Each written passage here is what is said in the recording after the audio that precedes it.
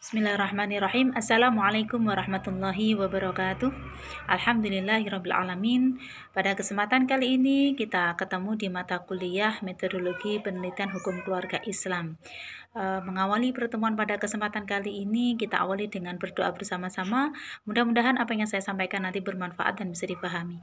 Bismillahirrahmanirrahim. Allahumma inna nas'aluka ilman nafi'an, Allahumma rizukana fahman nabiyyin, wa hifdha minal mursalin, wa ilhamal malaikatal muqarrabin.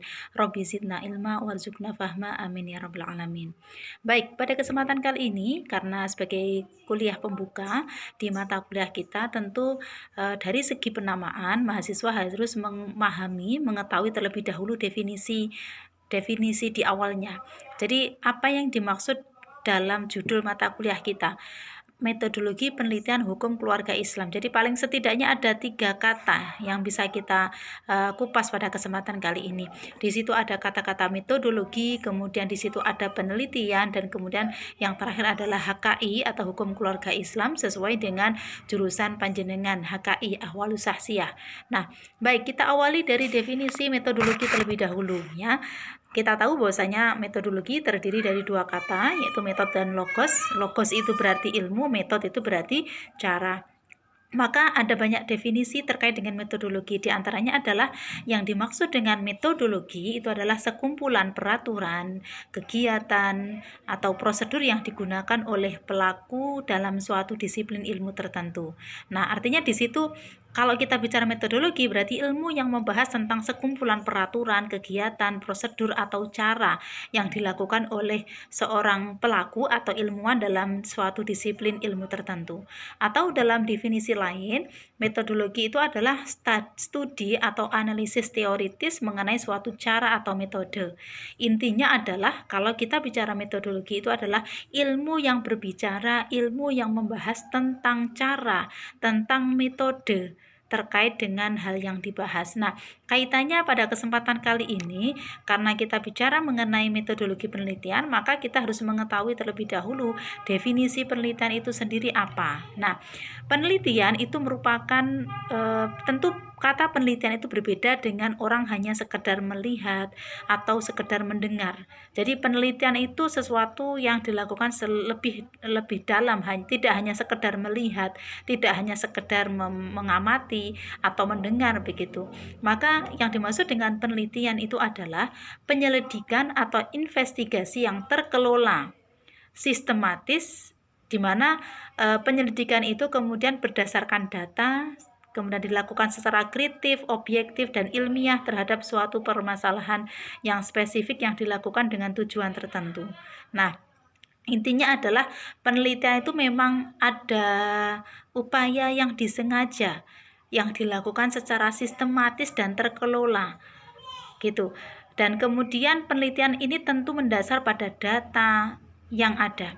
Jadi penelitian itu tidak sekedar faktor kebetulan, tetapi memang penelitian ini memang diupayakan secara sistematis dan terkelola. Maka ini nanti sangat erat kaitannya dengan kegiatan panjenengan nanti di semester akhir ketika mau mengerjakan skripsi. Maka nanti di mahasiswa tingkat akhir biasanya melakukan penelitian yang pada akhirnya hasil penelitian itu nanti dituangkan dalam bentuk karya ilmiah berupa skripsi. Maka penelitian itu seperti apa, kalian harus mengetahuinya. Jadi sekali lagi, metodologi itu adalah ilmu yang berbicara tentang cara, tentang teknik, tentang prosedur.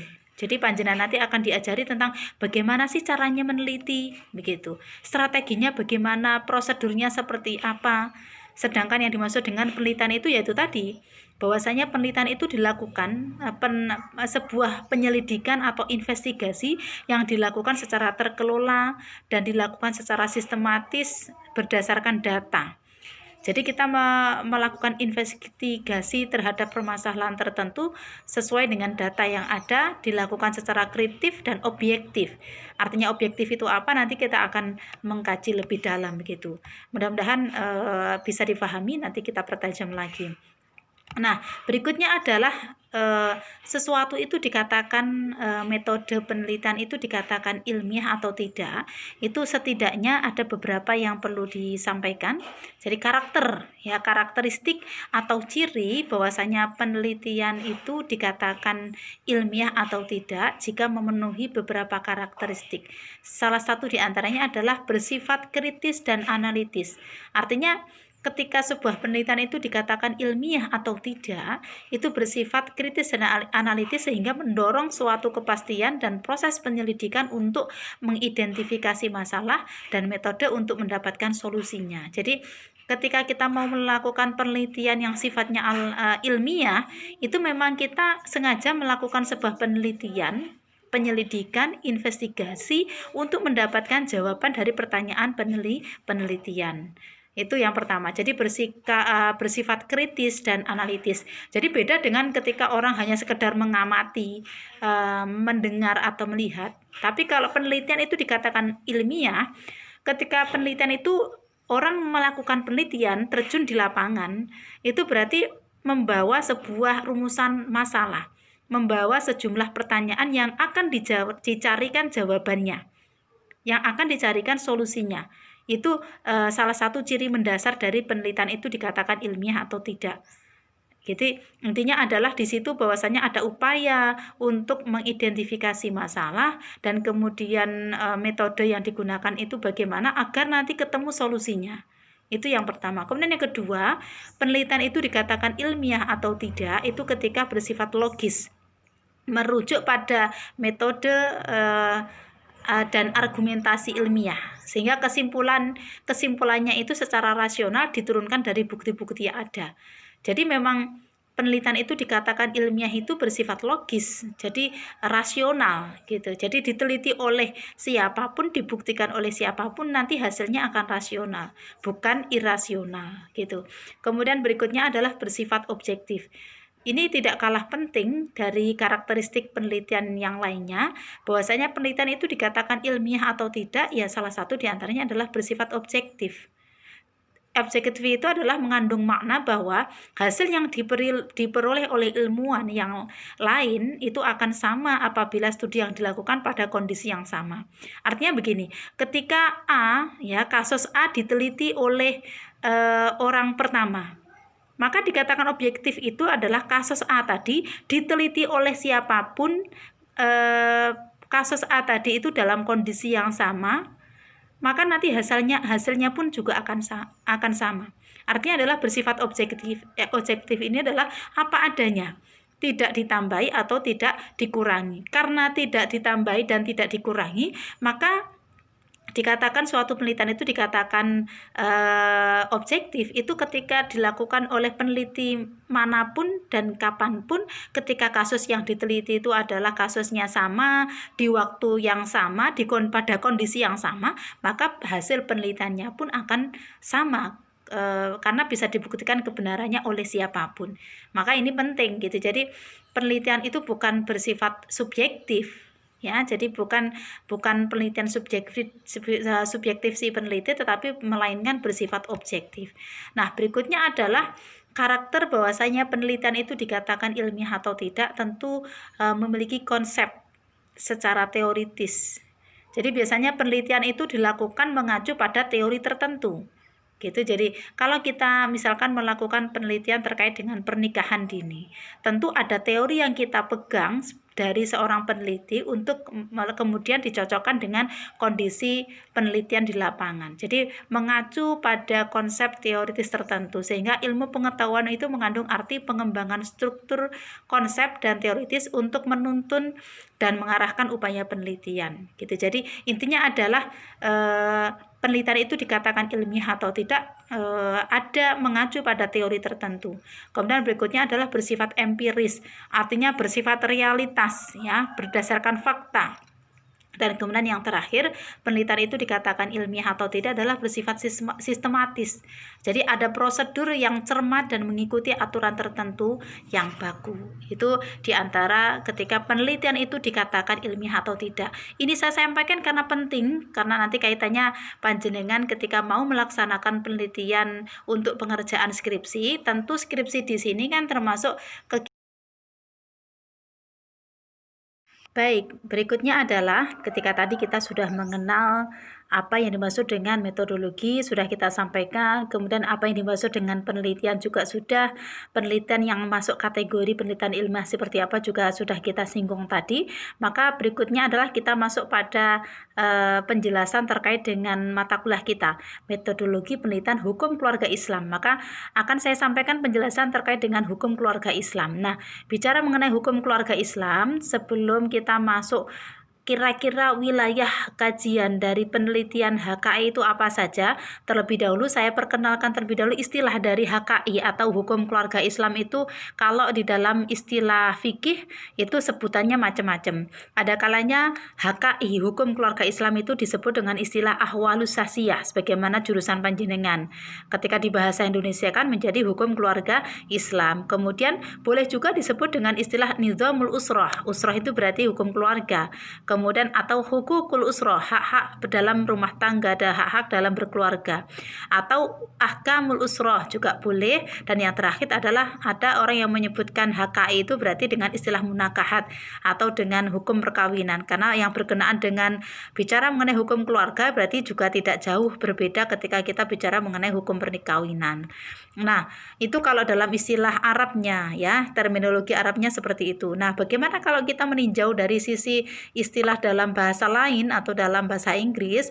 HKI itu ada yang menyebutnya dengan istilah Islamic Personal Law, atau juga ada istilah lain Islamic Family Law atau Muslim Family Law atau Islamic Family Protection dan lain sebagainya. Masih banyak lagi penyebutan-penyebutan untuk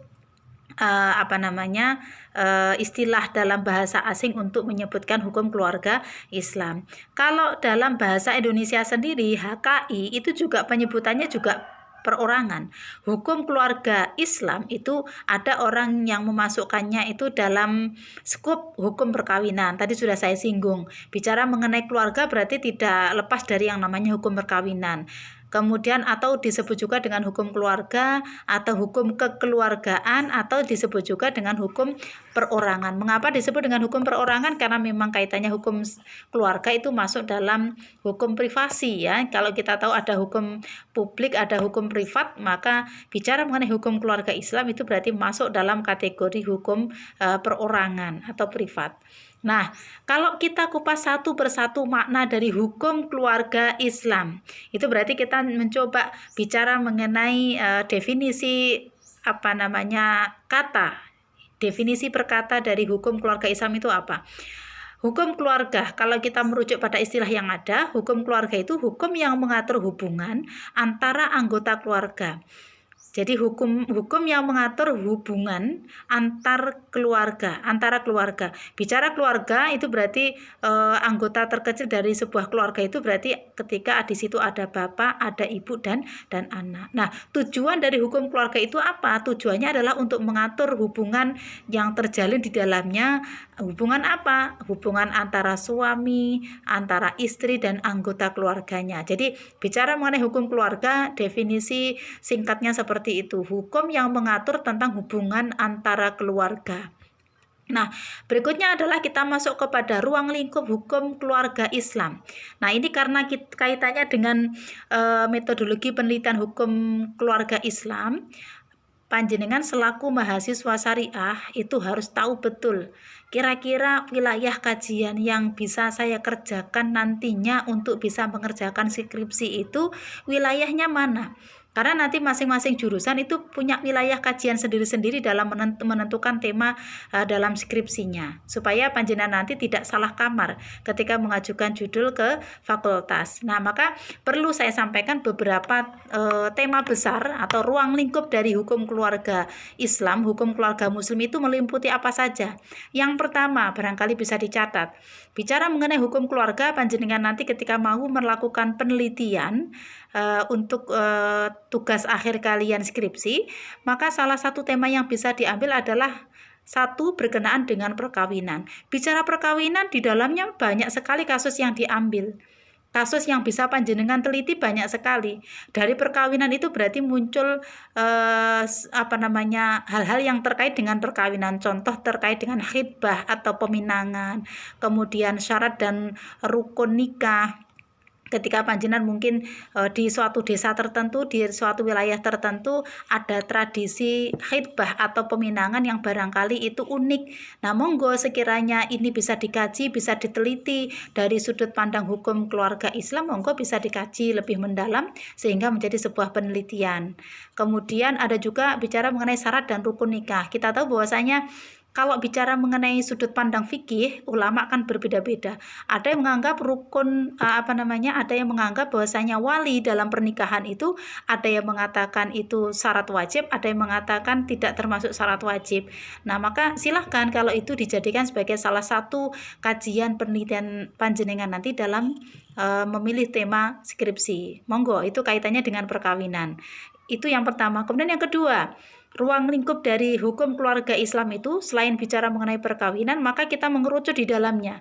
Yang kedua adalah kehidupan rumah tangga, di mana di situ mencakup hak dan kewajiban antara suami dan istri, anak, dan seterusnya. Maka kita tahu bahwasanya kalau bicara mengenai hak dan kewajiban, misalkan yang berkewajiban di dalam Islam, yang berkewajiban memberikan nafkah itu kan adalah seorang laki-laki, seorang suami sebagai pemberi nafkahnya. Nah, maka kemudian fakta di lapangan sebagaimana yang kita ketahui, banyak sekali yang menjadi tulang punggungnya itu adalah seorang perempuan. Nah, ini bagaimana?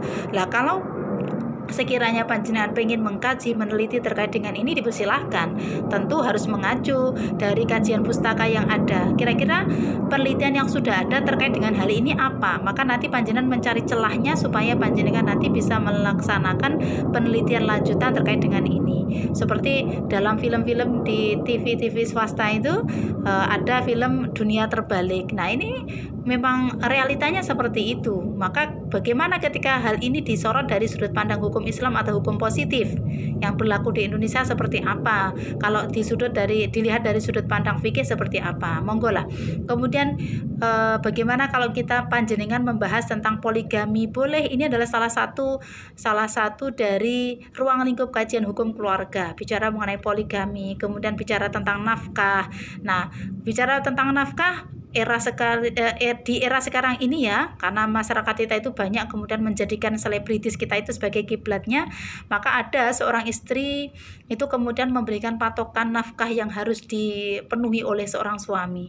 Nah, ini monggo, sebetulnya ada nggak sih di dalam Islam itu batasan minimal nafkah yang harus diberikan dari suami kepada istri itu seperti apa? Nah, ketika di masyarakat panjenengan melihat ada fenomena semacam itu, monggo kalau itu mau dikaji atau diteliti lebih lanjut lagi, dipersilakan. Berikutnya, kalau yang tadi ruang lingkup yang bisa panjenengan ambil untuk judul skripsi tentang perkawinan, tentang hak dan kewajiban dalam berumah tangga, termasuk di dalamnya ada tentang poligami, tentang tentang nafkah dan seterusnya. Nah, berikutnya adalah masuk terkait dengan hukum keluarga, itu kaitannya dengan perceraian. Nah, banyak kasus-kasus yang diangkat oleh mahasiswa syariah itu berkenaan dengan talak atau perceraian. Tetapi kan tentu perceraian itu faktor penyebabnya macam-macam. Monggo, sekiranya ada kasus perceraian yang belum pernah diteliti dan panjenengan pengen menelitinya dari sisi lain, dipersilahkan. Di situ kalau bicara mengenai perceraian ada bicara tentang sikok boleh, bicara mengenai nusus, jadi perempuan itu dikatakan berbuat nusus itu seperti apa, nah konteks dan teksnya seperti apa, kemudian talak, khulu, kemudian bicara mengenai iddah, rujuk. Nah, itu konsepnya di dalam fikih seperti apa, di dalam hukum positif yang berlaku di Indonesia bagaimana. Barangkali di antara panjenengan pengen membuat komparasi atau penelitian perbandingan antara madhab satu dengan madhab yang lain, bicara mengenai masa iddah itu bagaimana, tentang rujuk itu seperti apa aturannya, dan seterusnya. Monggo dipersilahkan. Dengan banyak membaca nanti panjenengan akan menemukan banyak judul-judul penelitian ya. Kemudian berikutnya, selain bicara mengenai perkawinan, hak kewajiban dalam berumah tangga, kemudian berbicara mengenai perceraian, barangkali ada yang minat ingin mengambil kajian penelitian terkait dengan hak hadonah atau hak asuh. Misalkan perebutan hak anak asuh ketika mereka pasangan suami dan istri itu bercerai, itu kira-kira yang lebih berhak mendapatkan hak asuh anak itu jatuh ke siapa? Nah, ketika kita melihat public figure berupa selebritis, sering sekali mereka mengurus terkait dengan hak anak asuh ini. Monggo ketika panjenengan ingin mengkajinya, apakah dilihat dari perspektif hukum Islam ataukah perspektif dalam hukum positif dan seterusnya. Kemudian yang terakhir, sebetulnya ada banyak, ini hanya bagian dari ruang lingkup dari hukum keluarga Islam. Itu ketika panjenengan pengen mengangkat masalah penyelesaian urusan harta akibat waris. Bicara tentang waris, itu kan berarti juga bagian dari hukum keluarga. Karena bicara tentang waris itu berarti kan masuk dalam kategori keluarga. Orang yang bisa mendapatkan waris kan memang karena ada hubungan kekerabatan. Maka kalau panjenengan sebagai mahasiswa syariah pengen mengangkat masalah judul skripsi terkait dengan waris, monggo gitu. Kemarin ada yang meneliti terkait dengan hak waris anak angkat, dilihat dari perspektif hukum positif dan hukum Islam. Lah monggo dipersilahkan. Bicara panjenengan pengen mengangkat tema terkait waris, terkait dengan wasiat, terkait dengan wakaf, itu menjadi bagian di antara judul-judul penelitian yang bisa diteliti oleh mahasiswa syariah. Nah, jadi nanti silahkan dipertajam, dipilih mulai dari sekarang mumpung masih semester 4, panjenengan sudah harus mulai lirak-lirik untuk melihat fenomena yang ada di sekitar panjenengan. Barangkali nanti dari fenomena yang sekiranya ada yang mengganjal itu bisa dijadikan sebagai bahan penelitian pada saat skripsi nanti. Intinya adalah ketika pengen melakukan penelitian, di situ harus ada sebuah permasalahan yang akan dicarikan solusinya. Ketika fenomena itu tidak ada masalah, ya berarti tidak perlu diteliti. Ketika permasalahan itu tidak sesuai dengan antara yang seharusnya dengan yang senyatanya, maka itu layak untuk diteliti atau dikaji. Gitu. Jadi sesuatu itu dikatakan masalah ketika tidak sesuai antara yang seharusnya itu berarti teori yang sudah mapan dikontekskan dengan fenomena yang ada di masyarakat begitu. Itu monggo kalau mau dikaji. Kira-kira itu mohon untuk menjadi bahan renungan kalian semuanya agar dipersiapkan lebih dini lagi untuk menyiapkan kira-kira penelitian apa yang akan panjenengan ambil pada saat skripsi nanti. Baik, berikutnya tadi sudah kita sampaikan bahwasanya ada beberapa kesalahpahaman pengertian dalam hal penelitian. Silahkan nanti dicermati. Saya sampaikan bahwasanya yang namanya penelitian itu tidak sekedar mengumpulkan informasi dan seterusnya.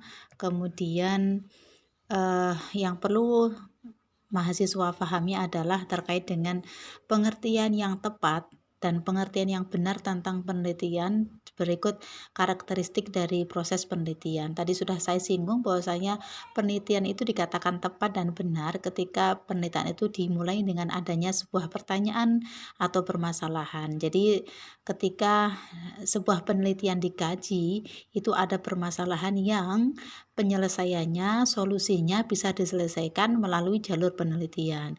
Kemudian yang namanya penelitian itu harus memiliki tujuan ya, sehingga pada saat merancang skripsi tentu harus ada tujuan yang dirumuskan.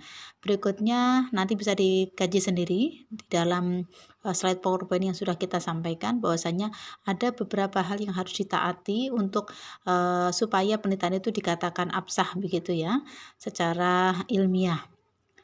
Kira-kira itu sebagai pengantar awal untuk memahami mata kuliah kita dalam bingkai mata kuliah metodologi penelitian hukum keluarga Islam. Semoga nantinya mata kuliah ini nanti bisa mengarahkan teman-teman mahasiswa untuk lebih mempersiapkan sejak dini pada saat pembuatan proses penelitian skripsi nantinya.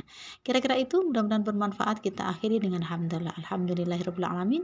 Assalamualaikum warahmatullahi wabarakatuh.